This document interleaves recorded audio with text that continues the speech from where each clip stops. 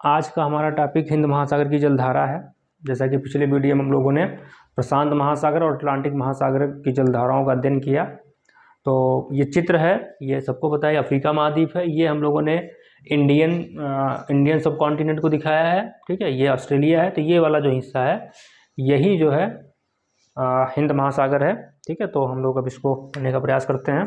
चलिए, तो चित्र के माध्यम से, जैसे देखिए ये सुमात्रा और जावा है, ठीक है। अब देखिए यहाँ जो जलधाराएं चलती हैं, थोड़ा सा ये क्षेत्र चूँकि मानसूनी पवनों से प्रभावित है, इसलिए इस क्षेत्र में मौसम के कारण जलधाराओं की स्थिति में परिवर्तन आता है। अब देखिए, जैसे कि दक्षिणी पश्चिमी जब मानसूनी पवन, दक्षिणी पश्चिमी यहाँ पे पवन चलता है, इस तरह से चलता है, तो जलधाराओं का एक अलग प्रारूप ऐसे बन जाता है, जिसे हम लोग बोलते हैं दक्षिणी पश्चिमी मानसूनी जलधारा। यानी जिस तरह से हवाएं चलती हैं उसके हिसाब से जलधाराएं भी चलती हैं। और जब ये गर्मी और बरसात के ऋतु में होता है, और जब ठंडी आती है तो फिर जलधाराएं ऐसे चलती हैं इस क्षेत्र में। तो इसे हम लोग बोलते हैं उत्तरी पूर्वी मानसूनी जलधारा, क्योंकि हवाओं का पैटर्न भी यही है। हमको पता है कि मानसून एक प्रकार की आवर्ती पवन होती है, जिसकी दिशा में साल भर में 180 डिग्री परिवर्तन आता है। तो गर्मी के सीजन में जो मानसूनी पवनें होती है उनकी दिशा दक्षिणी पश्चिमी होती है, और ठंडी के सीजन में या शीत ऋतु में उत्तरी पूर्वी होती है। इस तरह से वहाँ पे जलधाराएं भी चलती हैं। आगे देखिए, शीत ऋतु में ही इस क्षेत्र में एक जलधारा चलती है, जिसे हम लोग बोलते हैं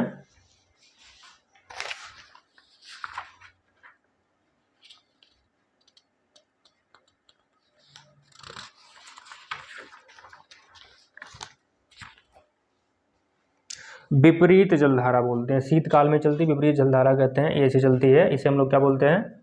विपरीत जलधारा बोलते हैं, ठीक। और देखिए, इस क्षेत्र में ऐसे दक्षिणी विषुवतरेखीय जलधारा चलती है, दक्षिणी विषुवतरेखीय जलधारा चलती जैसे हर महासागर में चलती है, तो कोई डाउट नहीं है। आगे देखिए, फिर यही जलधारा ऐसे मुड़ जाती है, और यहाँ पे सबको पता है कि यहाँ एक देश है जिसका नाम है मोजाम्बिक। तो इधर मेडागास्कर है ही, तो ये मोजाम्बिक चैनल है। तो मोजाम्बिक चैनल में जो जलधारा चलती है उसे हम लोग बोलते हैं मोजाम्बिक जलधारा, मोजाम्बिक जलधारा बोलते हैं। और यही जलधारा आकर के यहाँ पे अगलुहास है, अगलुहास जब इसमें फिर ऐसे मिल जाती है तो आगे इसके बोलते हैं अगलुहास जलधारा। तो कोई डाउट नहीं होना चाहिए। आगे देखिए, जैसे हर महासागर में चलती वैसे इसमें भी पछुआ पवन प्रवाह चलती है, ऐसे इसे हम लोग बोलते हैं पछुआ पवन प्रवाह। तो बात क्लियर है, जैसे प्रशांत महासागर चलती वैसे यहाँ भी चलती। इसे हम लोग बोल सकते हैं दक्षिणी हिंद महासागरीय जल प्रवाह, या अंटार्कटिक प्रवाह, या पछुआ पवन, या हिंद महासागर की पछुआ पवन प्रवाह बोल सकते हैं, कोई दिक्कत नहीं है। तो ये भी बात क्लियर हो गई। अब देखिए, एक जलधारा जो है दक्षिण से पूरब से पश्चिम चलती है, जावा सुमात्रा के दक्षिण में, जस्ट यहीं पे चलती है। इस एरिया में इस जलधारा को ल्यूबिन जलधारा बोलते हैं, ल्यूबिन जलधारा बोलते हैं, ठीक है। ल्यूबिन जलधारा बोलते हैं, ठीक है। और मोटा मोटा ये ऐसे, हाँ ऐसे चलती है, इसे हम लोग ल्यूबिन जलधारा बोलते हैं। और मोटा मोटा आप ये कह सकते हैं कि ये जलधारा दक्षिणी विषुवतरेखीय जलधारा का पृष्ठवर्ती, यानी कि पीछे, यानी कि इसके बाद ही दक्षिणी विषुवतरेखीय जलधारा चलती है। तो ये आपका मोटा मोटा ये हो गया। अब देखिए, ये दक्षिणी विषुवतरेखीय जलधारा हो ही गई, कोई दिक्कत है नहीं, ठीक है। और ये व्यापारिक पवन के प्रभाव चलती है। यहाँ पे विपरीत जलधारा चलती है शीत ऋतु में, जो यहाँ से लेकर के जो है ये यहाँ से लेकर के अपना आराम से यहाँ सुमात्रा तक चलती है, दक्षिण विषुवतरेखीय जलधारा चलती है। इसी का पृष्ठवर्ती जलधारा, जिसे हम लोग ल्यूबिन जलधारा बोलते हैं, इस क्षेत्र में जो जलधारा चलती है वो मौसम पर इस पर इम्पैक्ट पड़ता है, और इस वजह से गर्मी और बरसात के सीजन में दक्षिणी पश्चिमी मानसूनी जलधारा चलती है, और शीत ऋतु में उत्तरी पूर्वी मानसूनी जलधारा चलती है। इस क्षेत्र में उतना प्रभाव नहीं पड़ता है, ठीक है। तो यहाँ की जो दक्षिण विषुवतरेखीय जलधारा वो फिक्स होती है, यहाँ पे जो है दक्षिणी विषुवतरीय जलधारा एकदम क्लियर होती है। ठीक है, इस क्षेत्र में आपको उत्तरी विषुवत-रेखीय जलधारा के नाम स्थान पे आप कह सकते हैं विपरीत जलधारा दिख जाती है, जिसकी दिशा पश्चिम से पूरब होती है। ठीक है, तो उत्तरी विषुवत-रेखीय जलधारा इस महासागर में नहीं मिलेगी आपको, बाकी तो क्लियर है। ये फिर यही जलधारा दक्षिणी विषुवत-रेखीय जलधारा ही मुड़ करके यहाँ आती है। ये देखिए, ये मोजाम्बिक द्वीप है, मेडागास्कर है, इसके बीच में मोजाम्बिक चैनल है, तो इसी को हम लोग मोजाम्बिक जलधारा बोलते हैं। इसी जलधारा में दक्षिणी विषुवत-रेखीय जलधारा जो बह करके आई है इस क्षेत्र में, हम इसे अग्लुहास जलधारा कहते हैं। तो ओवरऑल मुझे लगता है कि अब ये आपका हिंद महासागर हो गया। अब इसमें हमको ठंडी गर्म देख लेना है। ये जलधारा जो है ठंडी जलधारा है, कोई डाउट नहीं होना चाहिए। ठीक है, क्योंकि ये इसको जलापूर्ति कहाँ से हो रही है, अंटार्कटिक महाद्वीप से हो रही है, हिमगलन के द्वारा हो रही। बाकी दक्षिणी विषुवत-रेखीय जलधारा है, ल्यूबिन जलधारा है, या फिर ये चाहे उत्तरी पूर्वी हो, चाहे विपरीत हो, चाहे दक्षिणी पश्चिमी हो, चाहे मोजाम्बिक हो, चाहे अग्लुहास हो, सब सारी जलधाराएं क्या हैं, गर्म जलधाराएं हैं। तो इस तरह से हो गया। बाकी यही जलधारा मुड़ करके इधर ऐसे मुड़ जाएगी, इसे हम लोग बोलेंगे पश्चिमी ऑस्ट्रेलियन जलधारा। और ये भी जलधारा क्या होगी, ठंडी जलधारा होगी, क्योंकि इसको जल की आपूर्ति कहाँ से हो रही है, पछुआ पवन प्रवाह से हो रही है। तो ये है आपका हिंद महासागरीय जलधारा। अब जो है हम लोग का अगला टॉपिक है, इसका नाम है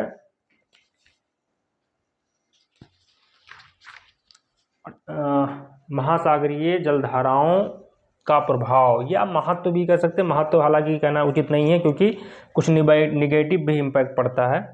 तो ठीक है, देखते हैं हम लोग।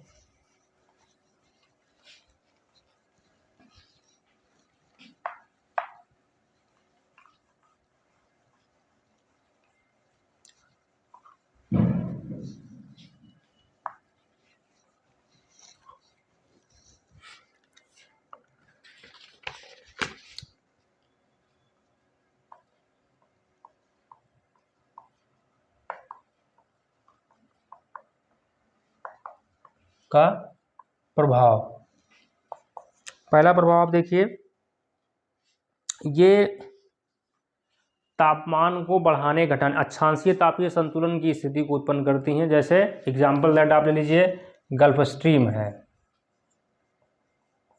गल्फ स्ट्रीम क्या करती है, अपेक्षाकृत उच्च अक्षांशीय क्षेत्रों में जाकर के वहाँ के तापमान को बढ़ा देती है, जबकि जो ठंडी जलधाराएं हैं जो कि उच्च अक्षांशों से निम्न अक्षांशों की तरफ आती है, वो निम्न अक्षांशों में पहुँच करके वहाँ के तापमान को कम कर देती हैं। अब इनके नकारात्मक और सकारात्मक दोनों प्रभाव हैं।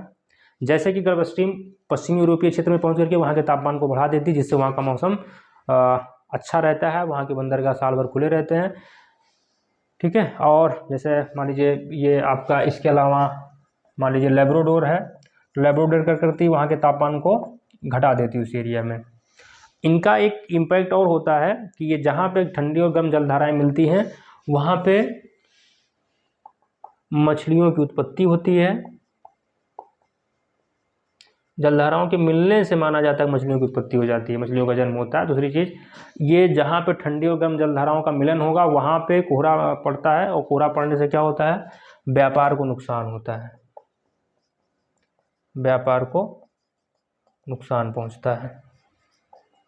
ठीक है, तो ठंडी और गर्म जलधाराओं के मिलने से दो चीज़ें, मछलियाँ उत्पन्न होंगी, और जो है प्लैंकटन घास भी उस क्षेत्र में ज़्यादा उत्पन्न होगा, जो कि मछलियों का प्रिय भोजन है। तो इस तरह से ये क्षेत्र जो ठंडी और गर्म जलधाराओं के मिलन के क्षेत्र होंगे, जैसे गल्फ स्ट्रीम, क्यूराइल है, क्यूरोसियो, गल्फ स्ट्रीम, लेब्राडोर है, क्यूराइल और क्यूरोसियो है, तो ऐसे क्षेत्र जो होंगे वो मछली विश्व के प्रमुख मछली उत्पादक क्षेत्र होते हैं। इसीलिए ग्रांड बैंक हो गया, आप देखिए न्यूफाउंडलैंड के पास है, वो विश्व का प्रमुख मछली मत्स्य क्षेत्र है। जैसे डांगर बैंक में आप जाएंगे, तो डांगर बैंक यूरोपीय क्षेत्र में, तो वहाँ पे यही जलधारा जाकर के वहाँ के टेम्परेचर को मेंटेन करती है, और इस तरह से जो है वो एक प्रमुख मछली उत्पादक क्षेत्रों में है। और ये व्यापार का नुकसान क्यों पहुंचता है, क्योंकि ये इस क्षेत्र में कोहरा बन जाता है। इसके अलावा ये बड़े बड़े बर्फ़ के बोल्डर ले आते हैं, जिससे नाव को, जहाज़ों को क्षति पहुंच सकती है। इस तरह से ये व्यापार को नुकसान पहुंचाने में नुकसान पहुंचाते हैं। दूसरी चीज़, अब देखिए, ठंडी जलधाराएँ क्या करती हैं, वो मरुस्थल के विकास में भी, ठंडी जलधारा मरुस्थल के विकास में भी, मरुस्थल के विकास में भूमिका अदा करती हैं। जहाँ भी ठंडी जलधारा होगी, जैसे मान लीजिए आपको एग्जांपल देता हूँ, आपका हम्बोल्ट की जलधारा है, वो देखिए चिली के अटाकामा मरुस्थल को जन्म देने में सहायक होती है। कनारा है तो कनारों के पास वो पूरा मोरक्को का डेजर्ट है ही। तो जहाँ भी जलधाराएँ, ठंडी जलधाराएँ हैं, वो अपने से संलग्न क्षेत्रों में मरुस्थल के विकास को भी जन्म देती हैं। दूसरी चीज़ देखिए आप, एल नीनो और ला नीना जैसे जलधारी जलधारा मौसम को प्रभावित करती है, जैसा कि हम लोगों ने पहले डिस्कस किया था। एल नीनो क्या करती है, ये भारत के मौसम को प्रतिकूल रूप से प्रभावित करती है, ठीक। और ला नीना क्या करती है, अनुकूल रूप से प्रभावित करती है। ये इतना रट लीजिए, बाकी एल नीनो ला नीना को डिटेल में हम लोग पढ़ेंगे क्लाइमेटोलॉजी में, कोई दिक्कत नहीं है। अब देखिए तो ये आपका 3-4 पॉइंट 5 पॉइंट बढ़िया मिला। कुल मिला के मौसम को प्रभावित करती हैं, किसी क्षेत्र के तापमान को प्रभावित करती हैं। अगर गर्म जलधाराएं जो है अपेक्षाकृत रूप से 600 में जाती तो वहाँ के तापमान को बढ़ा देती है, जितना कम होना चाहिए उससे काफ़ी बेहतर हो जाता है। ठंडी जलधाराएं जब निम्न अक्षांश में पहुँचती है वहाँ के तापमान को गिरा देती हैं। तो एक तो ये इम्पैक्ट हो गया। बाकी ठंडी जलधाराएं क्या करती हैं, मरुस्थलों के डेवलपमेंट में भूमिका अदा करती हैं। दूसरी चीज़, गर्म और ठंडी जलधाराएं जहाँ मिलती हैं उस क्षेत्र में कोहरा पड़ता है, ठीक है। तो और बड़े बड़े हिमखंड ले जाती है ठंडी जलधाराएं, तो वहाँ के ट्रेड को नुकसान पहुँचता है। लेकिन इसके अलावा उस क्षेत्र में गर्म और ठंडी जलधाराओं का जो मिलन वाला एरिया होता है, अभिसरण वाला एरिया होता है, वहाँ पे प्लैंकटन घास पर्याप्त मात्रा में पाई जाती है, जो मछलियों का प्रिय भोजन है, जिससे इस तरह के क्षेत्रों में मछली उत्पादन काफ़ी बेहतरीन होता है, काफ़ी अच्छा होता है। और ये भी देखा गया कि जहाँ पे गर्म और ठंडी जलधाराएं मिलती हैं उस क्षेत्र में मछली का जनन होता है, मछलियाँ जन्म देती हैं। तो ये भी एक बहुत बड़ा फैक्टर है। तो ठीक है, यही सब है। इस तरह से आप देखेंगे महासागरीय जलधाराएं नकारात्मक और सकारात्मक दोनों रूप में जो है प्रभावित करने की क्षमता रखती हैं। सकारात्मकता में मैंने बताया ही कि मछली उत्पादन क्षेत्र है, फिर तापमान को मेंटेन करती है, इसलिए पश्चिमी यूरोपीय क्षेत्र है, ठीक है। तो कोई दिक्कत नहीं है, बात क्लियर है। और एक इम्पॉर्टेंट फैक्ट आप जोड़ सकते हैं, गल्फ स्ट्रीम जो है, गल्फ स्ट्रीम एक गर्म जलधारा है। अब होता क्या है, गल्फ स्ट्रीम का फ़ायदा अमेरिका के पास भी बहती है, अमेरिका को नहीं मिल पाता, जबकि पश्चिमी यूरोपीय क्षेत्र को मिलता है। यह ऐसा इसलिए होता है कि जैसे जब ग्रीष्म ऋतु होता है तो जो हवा चलती है वो ये क्षेत्र जो है वो ट्रेड विंड के इम्पैक्ट में होता है। तो ट्रेड विंड के इम्पैक्ट में होता है तो गर्म है, तो वहाँ के क्षेत्र टेम्परेचर को बढ़ाए रखती है गर्म ग्रीष्म ऋतु में। शीत ऋतु में ये हवा जो है पछुआ पवन प्रवाह के क्षेत्र में आ जाता है यूएसए का। तो इस चक्कर में क्या होता है कि अब चूँकि हवा जब पश्चिम से पूरब चलेगी तो स्वाभाविक है वो यूएसए से महासागर की तरफ चलेगी, एक प्रकार से कह सकते हैं अपतट पवन होगी। तो इस चक्कर में क्या होता है कि उसका प्रभाव, उसका जो लाभ होना चाहिए शीत ऋतु में जो यूरोपीय क्षेत्र को मिलता है वो अपने जो है यूएसए को नहीं मिल पाता है। तो इस तरह से गल्फ स्ट्रीम उसके तट पे बहती है, अमेरिका के तट पे, लेकिन अमेरिका को उसका कोई शीत ऋतु में लाभ नहीं मिल पाता है, जबकि यूरोपीय क्षेत्र इससे काफ़ी लाभान्वित होता है। तो ये एक इम्पॉर्टेंट पॉइंट था। तो बाकी ओवरऑल हम लोगों ने डिस्कस कर लिया है। मछली के लिए ठीक है, व्यापार के लिए नुकसानदायक है, ठीक है, और टेम्परेचर को मेंटेन करने में बढ़िया सहायता करता है। इसके अलावा हम लोगों ने मरुस्थल के लिए पढ़ लिया कि मरुस्थल में जो ठंडी जलधाराएं होती है वो मरुस्थल को मरुस्थल के निर्माण में, उसकी उत्पत्ति व विकास में एक प्रमुख भूमिका अदा करती है। तो हम लोगों ने अटाकामा का एग्जाम्पल दिया, मोरक्को के डेजर्ट का एग्जाम्पल दिया। इस तरह से कैलिफोर्निया को भी ले सकते हैं, कैलिफोर्निया के पास भी मोजावे डेजर्ट है, तो उस प्रकार से वो भी हो गया, ठीक है। कैलिफोर्निया में ही हम लोग जानते हैं कि डेथ वैली है, मृत्यु घाटी है, ठीक है। तो इस तरह से हम लोगों ने महासागरीय जलधाराओं के प्रभाव को पढ़ने का प्रयास किया। तो इस तरह से आज का टॉपिक ये ख़त्म है, ठीक, ओके। ध्यान से पढ़िए, देखिए।